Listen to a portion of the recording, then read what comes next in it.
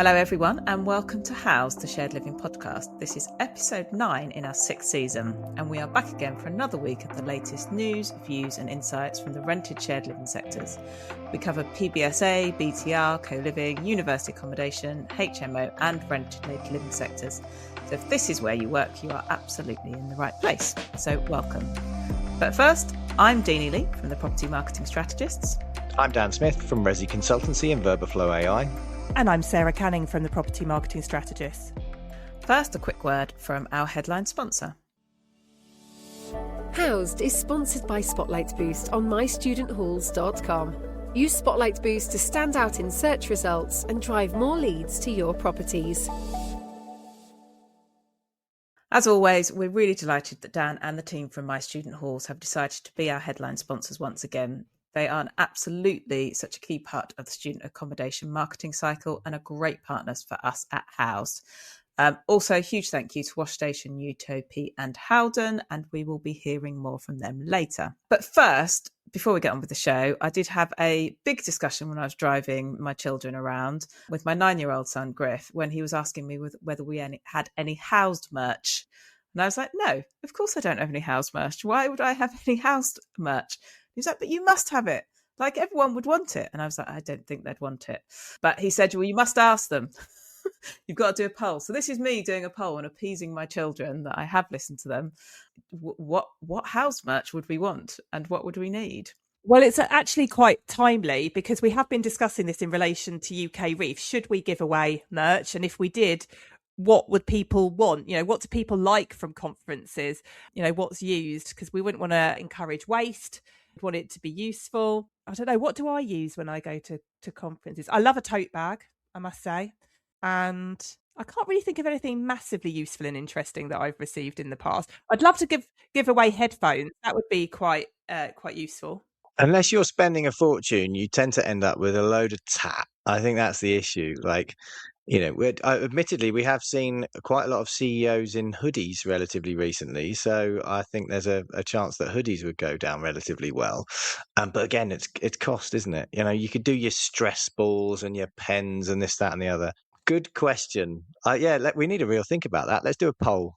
Well, I'll see what Griff says, but I'm sure he'd like to do it. And we do. Sarah was just demonstrating the fact that we do have the Property Marketing Strategies hoodie, and I love it. We haven't given them to anyone other than the team, but it's great to put on a nice cozy jumper when we're at home working for the day. But yeah, thank you to Griff for raising that question around merch. It obviously is attractive to him, and I'll feed back to him what happens next. But Sarah did mention UK Reef, and if you want to give merch away there, do give us a shout. But also, Dan, you went to the leaders' dinner last week. What was that about and what happened? I did, yes. Gosh, that seems like a long time ago. For those of you unaware of my background, I'm in Vegas at the moment, so I actually don't know where I am or what I'm supposed to be doing. Well, my body thinks it's 3 p.m., but I've had 4 hours sleep. I really enjoyed it. It was a really good chance to get together with industry leaders who are making contributions to UK Reef. And there were MPs there were councillors there were big infrastructure projects, but there were a lot of housing. This was a lot of affordable housing. There was a lot of BTR, a lot of PBSA as well. So some really interesting people there. Brendan Geraghty was there, did a great speech, really took it to the government, to be completely honest, and was, this will lead nicely on to our first topic, I think. But he spoke really eloquently about the challenges that BTR are facing and what we can actually do. And I think that's the key thing. Like, whenever we're seeing any of these questions around the government impact and the policy impacts across PBSA, BTR, or any of the other shared living sectors, it's one thing moaning about it, it's another thing coming up with the solutions. So I think that was really good from the ARL side of thing, the Association for Rental Living, and Brendan, to actually be putting some of these solutions forward. So yeah, it was a really nice event. Matt Christie did a brilliant job of hosting. We had some really good speakers. Definitely worth going to those events. So I'll definitely be putting myself forward for another one at some point soon. And just really good. There was a real big shout out for Housed and the Shared Living Summit. And we've had a lot of interest off the back of it. So yeah, just really pleased to be involved. Oh, that's great. Thank you. And if you haven't got your tickets to UK Reef, don't forget, if you haven't heard, Housed is doing a special shared living summit there. And if you do want to get involved with sponsorship or anything else, please do reach out. We've got a few spots still available. But first, I wanted to have a discussion on build to rent, where last week we saw John Lewis stepping back from some of its BTR plans, which raises questions about the economics of the sector. And this week, you mentioned, Brendan, we have seen BTR back in the press with both the ARL, Association of Rental Living, and the British Property Federation, warning that a combination of rising costs, policy changes, and tax reforms could slow the delivery of new rental housing. So we thought it'd be good to take a closer look at these issues, the viability concerns raised by the ARL, and the tax changes that are going to be impacting. As you mentioned, Dan, Brendan was talking to the press last week about this, where the sector is facing that combination of higher construction costs, higher interest rates and financing costs, changes to tax policy, planning days, and regulatory uncertainty, which is stuff that I think we've discussed in Housed many times across all the different sectors, how's this impacting. But a sector, we also feel that actually BTR has a real role to play in helping us through this housing crisis and providing houses that people need, that they can afford and that they can rent. So if we're stifling that development, there's even greater issues for our housing there. So what's your kind of view on this? Is BTR really under threat? And what can we do about it? How can we unlock that supply? It's a really interesting one. I did a post on LinkedIn sort of saying, look, BTR's not dead, but the government is not there to save it. And I think that really shows where we're at. I mean, it's difficult to develop anything, especially when the building safety regulator is involved. You know, that process seems to be easing ever so slightly, but, you know, we're talking marginal gains through technology and a little bit of extra resourcing. It's still quite a volatile, ambiguous process, unfortunately. And that is really putting off a lot of BTR developers in particular, and it has put off a lot of PBSA too, although there are some other reasons why PBSA is not quite building as many beds as they have been previously. But from a BTR perspective in particular, I think we are facing real challenges getting spades in the ground from a planning perspective, from a financing perspective. You then start looking at what's the regulatory environment, and you've got the building safety regulator, and you've got, you know, the renters' rights bill as well. That's going to definitely have an impact on BTR. And it does start to affect the confidence of investors. And if the money starts shying away from developments that previously would have been a shoo-in, then you've got to take a real long, hard look at what the regulatory and policy environment is bringing to the party in terms of helping to solve the housing crisis. And I think we all know that the government want to try and hit this 1.5 million homes target. We know that rental industry is not necessarily considered an important part of that. And I think the reason for me saying that is that all of the rhetoric and the information and the releases and the briefings that we get coming from government is about house builders primarily. Are we going to build homes for people, as in your typical kind of, you know, 4-bed detached house or whatever it might be? And I think that is the issue that we have. So if we can make sure that we have more of a focus on rental living, then great. But this government doesn't seem to be really embracing that. That's why you can see the frustration from Brendan at who's CEO of the ARL, which effectively is a membership body lobbying the government on behalf of BTR in particular. You can see how frustrated he is, because there just isn't really that sort of adaptability or flexibility, and we don't feel like anyone's really listening to us. So yeah, BTR is in a tricky state when it comes to new builds and anything over a certain height or that is going to fall foul of gateways and building safety regulator. But when you talk to the investors and the operators that are existing there, they're in great shape. So BTR is doing very well, and it is maturing, of course, but we're sort of kneecapping it way too early because it's a fledgling industry, and the government isn't stepping in to say, look, let's support you. Let's make sure that we have the right incentives, and let's make sure that we have the right regulatory and policy environment to enable you to actually build more, because there is a real opportunity there. So yeah, it's a challenging one. There's some serious frustration there. I don't see any major changes that are really going to come. But yeah, Sarah, what are your thoughts on it? I think part of what you said about investor confidence is kind of the reason the sector is performing this way, in my opinion. So whenever we're at the beginning of a sector, you have to kind of prove to investors that it's worth investing in. And I think the way that BTR has done it, the way that co-living has done it, the way PBSA did it, and the way that rental later living has done it, is they always start with the big, the fancy, the most expensive, to kind of, I guess, seduce investors that this is a really exciting sector and look how much money you can make. And it's part of that building these enormous buildings, these, 300, 400, 500 bed schemes, that has made them unviable, in my opinion.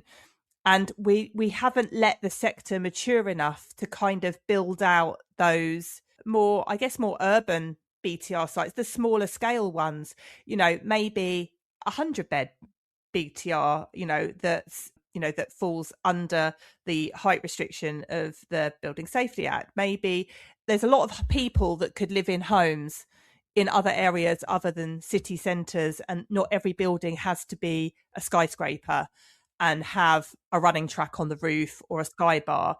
And I think that's part of the problem. It's the investor confidence piece has forced the sector to build products that maybe aren't viable, but then investors aren't investing in, I guess, they're more urban, more regular, apartment blocks, really. I don't know. Is that really controversial? What do you guys think? Yeah, I think it's a really interesting point, because it comes down to land. It comes down to the availability and cost of land. If you're building at a lower height to make a BTR project viable, you need a lot more land, but then the cost of that land goes up. So and then does that then mean it's further out of the city centre? Is that then desirable? It just changes the product somewhat. Whereas, your typical city centre apartment complex, which BTR has kind of been renowned for, yeah, that's what we're struggling to build. But like I said, it's not just BTR that's struggling, it's PBSA that is also struggling there as well. So yeah, I think there is a potential solution there in a bit of a halfway house. Take somewhere like Wakefield. So when we went to UK Reef the other day in Leeds, when we went to go and suss out the venue, which, by the way, is the best venue in UK Reef. It's right in the bar next to the cafe, so perfect in department. Do drop by. We obviously see all the huge towers that are popping up left, right, and centre in Leeds. Some PBSA, some BTR, some of it pre-existing, and there are some spades in the ground there. Then if you go to Wakefield, you can see that there's some BTR in and around the train station. And I do think that is an opportunity to have that sort of hub and spoke model where, you don't necessarily need a massive high-rise building next to the station in Wakefield, but somebody may choose to live in a low-rise BTR and then commute into Leeds, for example. So I do think that is more of an opportunity that we should be looking at, but you can't take away from the fact that viability is typically solved by density and volume. And I think that's where the big skyscrapers that often fall foul of the building safety regulator and sometimes planning are, they are becoming more of a challenge to build. So yeah, but I do think that should be something that we look at more, for sure. Yeah, I think government need to want this, and I think this is the big problem, is that with a society where it's investors choosing where to invest their money, if they're going to make that better investment elsewhere than put it into building houses, they're going to make an investment elsewhere that's going to make them more money. And ultimately, housing is part of Maslow's hierarchy of needs. We need housing for society. And I think unless we have that government incentive for people to build, it's never going to work. And we're always going to get what's going to make the most money. And we're never going to get that value proposition. And so it's great what Brendan's doing is to lobby the government, because they need this. They need this housing. They need this. They need a equitable place for people to rent, to be on a housing ladder should they choose not to go down the buy route. And it's just frustrating, like you say, Dan, that I don't think the government are thinking like this. I think they're purely just thinking I don't know what they're thinking, but they're not thinking in the round about how do we get what we need to build those houses that they've said that they are going to build. And I can't see how they're going to achieve it. Yeah, but look, I kind of see the government are trying to protect tenants with the Renters' Rights Bill. Totally get that, but it feels like it's probably gone a bit too far. And then from a building safety regulator perspective, yeah, totally get that. After Grenfell, of course, there should be a real focus on building safety and fire safety in particular. But again, it feels like sledgehammer to crack a nut. I think that's one of the key things. One of the other problems that we have is planning regime, and that needs root and branch review. But the government just seem to be dancing around the edges of that. That's the real frustration that I have. There's no real sort of major policy movement in planning. 300 extra planners, which is what they've committed, that does nothing. You need them in London alone. Like it does absolutely nothing. So I do see that there are some real challenges for the government, but they've gone missing, unfortunately. And I think Brendan, in what he did with his open letter to the government and housing minister, in particular, Steve Reed, I think that's what we need a lot more of. I've seen that, the dark corridors where you go and you lobby and you have these secret kind of, meetings. And I'm not convinced that anyone's done a good job in real estate. But if I'm being honest, we're starting to see a bit of movement from Real Estate UK, REUK, in terms of having a PBSA board, and obviously there's BTR as well there. But it just needs joined up thinking. So that's where Brendan really pushing that forwards, and some of the partnerships that he's got going at the ARL does feel like there's some momentum there, and hopefully the government will start to listen a lot more. I think that's what it's about, is all of the people that can need to shout about rental living. That's exactly the whole point of this podcast. That's the point of the UK Reef Summit that we're doing, and it's exactly why the ARL exists. So all of those parties that have a voice, you might not think that anybody's listening, but I think if we keep talking and keep having those discussions, then at some point the tide will turn and renting will be seen as a solution to housing. We can't give up on it, I don't think. We're going to stay on BTR, but we're just going to have a quick break to hear from our sponsors and partners for the Shared Living Summit at UK Reef, Utopia. Utopia is the trusted partner for high-performance asset management, cutting energy costs, reducing risk, and delivering proven ESG results. With billions of data points and 75,000 rooms monitored, Utopia turns real-time intelligence into measurable value, protecting investments and driving continuous improvement. Choose intelligence that delivers. Choose Utopia. So just quickly back to BTR, the other change or the other news article that came out last week was the British Property Federation warning against the recent tax changes that could significantly slow the delivery of build-to-rent housing in the UK. And this is the abolition of the multiple dwellings relief, which is a stamp duty tax relief that previously reduced the tax payable when investors purchased multiple homes in a single transaction. So on top of all those other things that we mentioned that is stifling development, the ability to get things off the ground, now we've got another tax, or a shift in a tax, which is making it another thing that's less viable.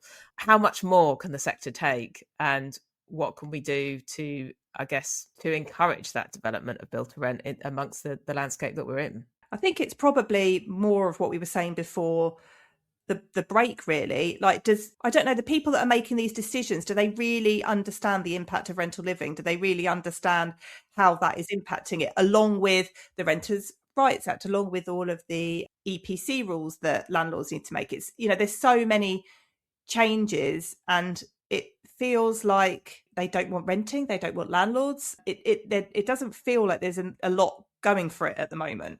So I just think it links to the point that we were talking about before, is keeping those voices loud, keeping those discussions had, and keep lobbying really for the positive side of rental living. I think we discussed this before, and actually I think it was Brendan that actually said this, is that renting is the oldest kind of linchpin of living, and everybody pretty much has to rent at some point. And I can't remember what the statistics are on home ownership, but that's not a viable option. And all of the statistics that are coming out about the age of home ownership and the amount of income that is needed, if we don't have places to rent and people can't buy, where do they live? And I know we said before, do children, teenagers, 20-year-olds, 30-year-olds have to carry on living in their family homes? Because that will actually stall the whole housing sector. People won't be freeing up their houses.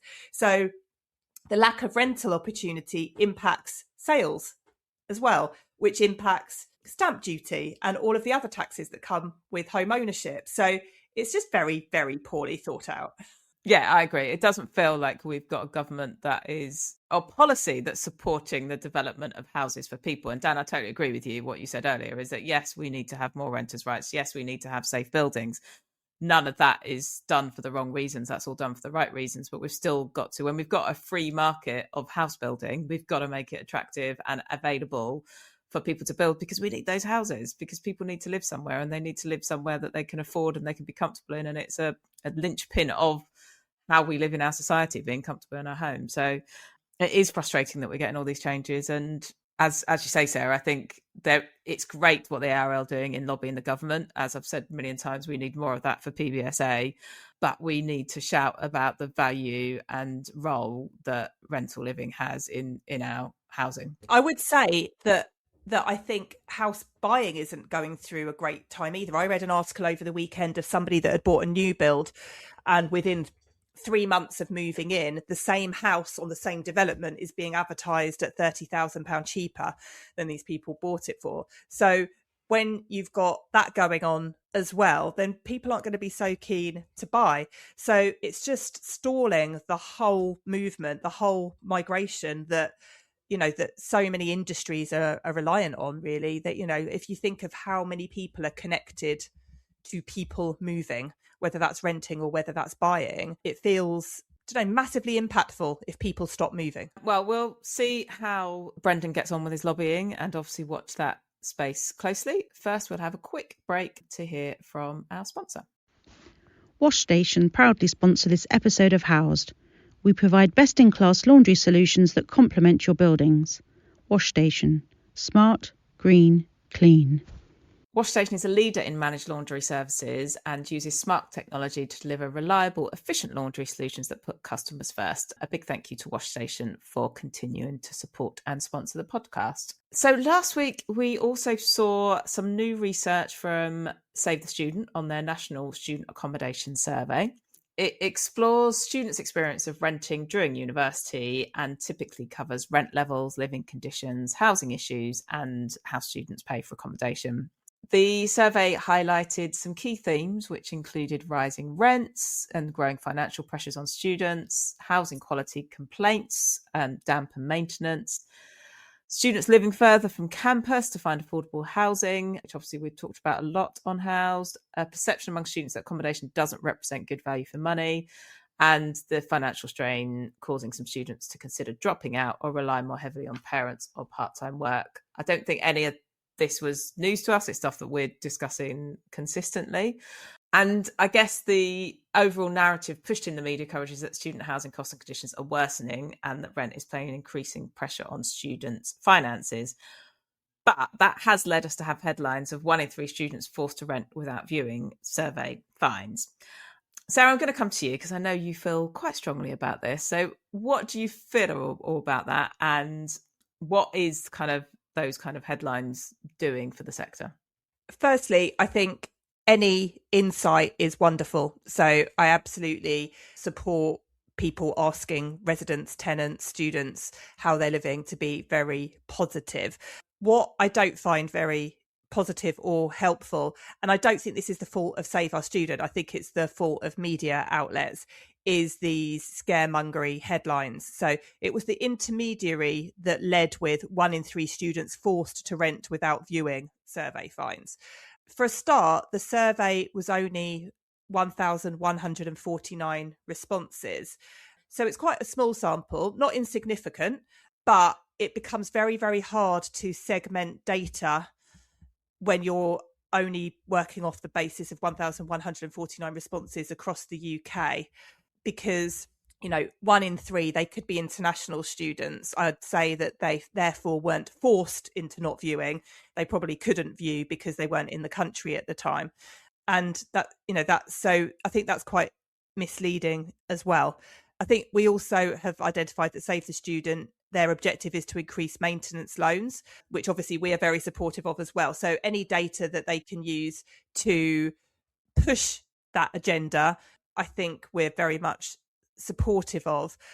But it's based on selective headline statistics rather than the underlying data. I have spoken to Save Our Students before when they released their last survey, because I wanted to know more. I wanted to know what year group the students were in, which cities they were in, which demographic they're from.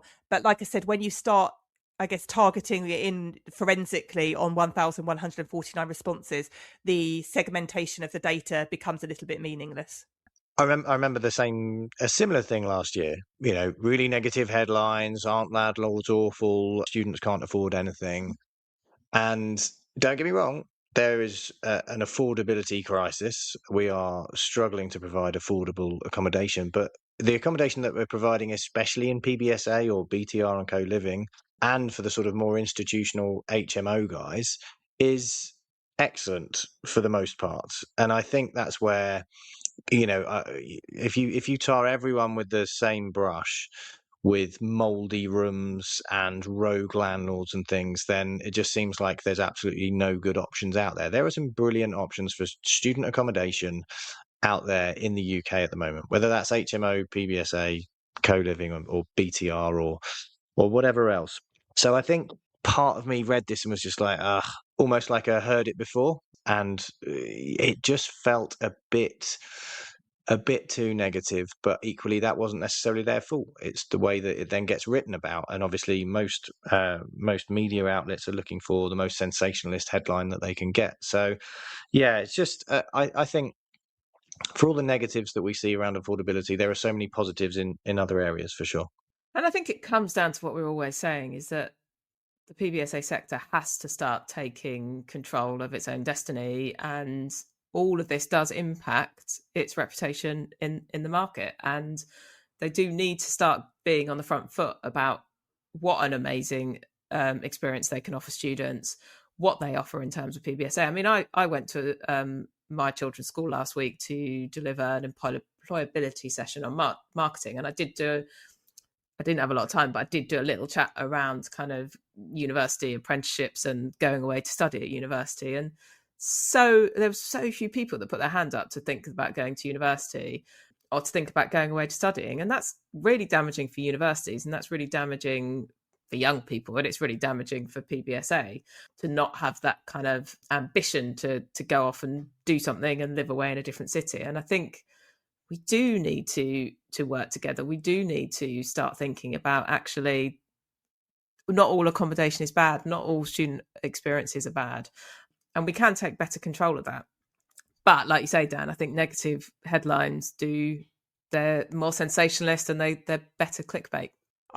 This kind of links as well to a couple of the recent Wonky podcasts, and they did one which was really, really interesting about flexible living as well, which is something that we've covered a lot. But some of the language that the Wonky hosts use, I find problematic. So when they were talking about PBSA, they were constantly referred to shiny, flashy, high-rise living. And that's just not the case everywhere. And I think it's quite damaging to the sector, and that's the impression that people, I guess, in education, in universities, some of them have. And there are affordable options. We're working with some clients at the moment who have PBSA blocks under £100 a week. It's an absolute dream. They're not flashy, shiny, high-rise buildings. And again, I guess that's that. I guess positive PR that we keep pushing is that everything's not doom and gloom. People are having fantastic experiences in buildings. And, I guess there's maybe the sector has created it. Agents have created it. There is I don't know what the word is, a reputation that PBSA is the expensive option. It's it's for students with a lot of money that can live there. That isn't the case everywhere, but it's something we need to watch. And is it self-fulfilling as a sector? Possibly. And now it's really, really hard to claw back on that reputation when it's already been made. But it did lead me thinking, I went a little bit down a rabbit hole, but not really, is that we've been doing some competitor research for some of our clients. And in a lot of cities, university accommodation is actually more expensive than PBSA. Ooh, drill down into that. Can we drill down into that? Is that is that university owned stock, or is that joint venture partnerships? So the ones that I'm looking at is university owned, but I think it's probably both. But so this is my thought process when I went down that rabbit hole. Is we heard obviously from various different sources about the increase of commuter students. And I think UCAS have now suggested that nearly half of all students, when they're applying to university, are applying to at least one university which is commutable. That doesn't mean they're going to end up there. We're not saying that half of all students are going to end up commuting, but they're certainly considering it. Now, is that because their first port of call when it comes to researching accommodation is generally with their university? And I know from parental experience, and I totally understand it, that they trust universities. Universities is where they think the font of all knowledge is. And if the university is saying live here and it costs this, then that must be where they're living. But if they're looking at that and they're making a decision on whether they're going to commute or not, they're probably basing it on university accommodation and not PBSA and HMO accommodation. So if that initial price for their first year accommodation is so high, then actually that's what's forcing students into commuting in the first instance. I think we've been quite quick to put the blame maybe on PBSA, but actually I'm now wondering if some of that blame comes to universities. And just an example, somebody that we surveyed recently has been living in university accommodation. They're moving to PBSA in their second year accommodation. It's £3,000 a year cheaper than their university halls. One of our other clients, and I can't do the maths quickly enough, but it's £40 a week more expensive than a pretty nice PBSA, across the road from the university. So that could be really damaging to the sector, and we know that universities have got empty beds. They can probably pivot a little bit quicker than PBSA on that rent. But I do think that the sector as a whole needs to kind of look back and think, what impression are we giving to first years? Because I think, and again, this comes down to my parental experiences, students think that their first year will be their cheapest, that universities will be cheaper than anywhere else because universities have got their interest at heart and universities won't be profiteering on it. So they're making that decision very much based on that initial first year research. Sorry, rant over. That may not make me very popular, but I felt it had to be said. Yeah, and I think it's interesting because in that Wonky podcast, they did talk about there is a growing number of people that go and live away in their first year, possibly, like you say, Sarah, living in that kind of university accommodation and thinking, well, this is too expensive without looking elsewhere, and just then commuting in the second year. And that's a real problem for PBSA because if they don't get that streams of second and third years coming through, then that's their market because, like you say, people are always going to trust the university in the first year. Yeah, I think really interesting points. We've always seen that university accommodation mirrors PBSA in a city. So if PBSA decides they can get away with 15% rent rises in a city, then typically universities will follow. Even with a sort of lack of commercial leadership, which I quite often berate them for, but the estates departments can be very commercial and they do understand what generates and drives revenue. I think that's where the real estate business gets into the higher education business, and I think the focus moves towards making money rather than educating people, and I think that's where there can be a little bit of a rub there sometimes, which is what we're seeing across the board. Every university has university halls that in some case I would say, well, that's actually too expensive for what you're offering. But, you're kind of beholden. In your first year, you've got an undergraduate guarantee for the most part, so you're likely to be funneled straight in. So universities can almost charge what they want to a certain extent, but students are getting pickier. They're wiser to when to book and where to book, and there's so many more options now, so many more options. So that's where universities are falling foul of it, and we see this across the board with all of the conversations that we have and the messages that we get and that we see. We know that there's voids in almost every university, and they're starting to work out, okay, how do we do short-term lets more? What does that look like? And I think that's where yeah, maybe focus on your value in the first instance, but it doesn't mean to say that PBSA should be that next step and it should be more expensive.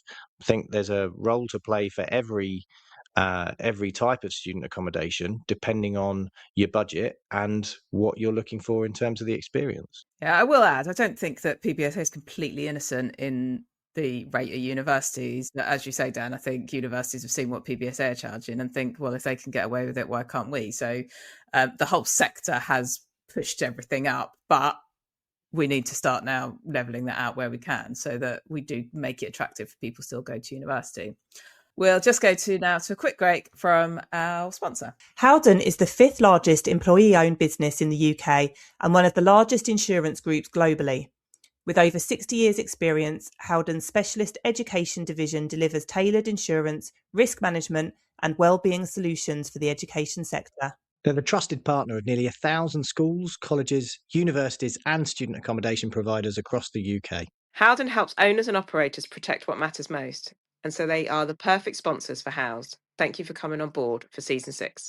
Many thank you to Howden for joining our sponsors in Season 6. So just to finish off, just more developments, I guess, from our government impacting the sector. Last week, it was announced that the UK government will stop issuing student visas to people from Afghanistan, Cameroon, Myanmar and Sudan around concerns about visa abuse.